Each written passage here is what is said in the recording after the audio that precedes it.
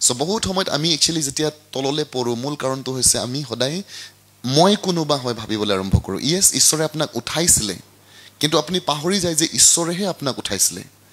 কিন্তু যিছু ঈশ্বৰ হৈও ঈশ্বৰ নিচিনা নিজকে নামানি মানুহৰ লগত কেতিয়াবা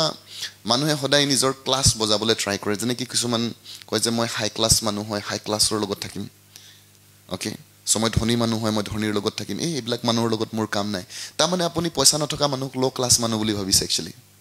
It's a pride actually. It's a pride হয় ঈশ্বৰৰ অনুগ্ৰহত ঈশ্বৰে আপোনাক ফাইনান্সিয়ালি ওপৰত উঠাইছে আপোনাক এটা ভাল কাম দিছে ঈশ্বৰে থ্যাংক গড ফৰ দ্যাট ঈশ্বৰক আপুনি তাৰ কাৰণে ধন্যবাদ দিয়ে বাট হাউ ক্যান ইউ ডিফাৰেন্সিয়েট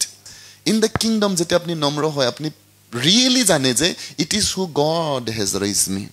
এটো ঈশ্বৰ হয় যিজনে মোক উঠাইছে আমেন আমি সদায় মনত পেলাও যে আমি ক'ত আছিলো একচুয়ালি গোবৰৰ দমৰ পৰা ঈশ্বৰে আমাক উঠাইছে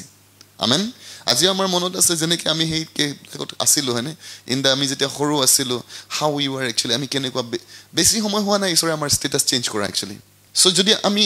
ঈশ্বৰক সেই দিনবিলাক পাহৰি যাওঁ সেইকাৰণে লাইক বাইকত ঈশ্বৰ পবিত্ৰ লাইক দায়ুদে কৈছে যে লাইক হে ঈশ্বৰৰ উপকাৰ নাপাহৰিবা বুলি কৈছে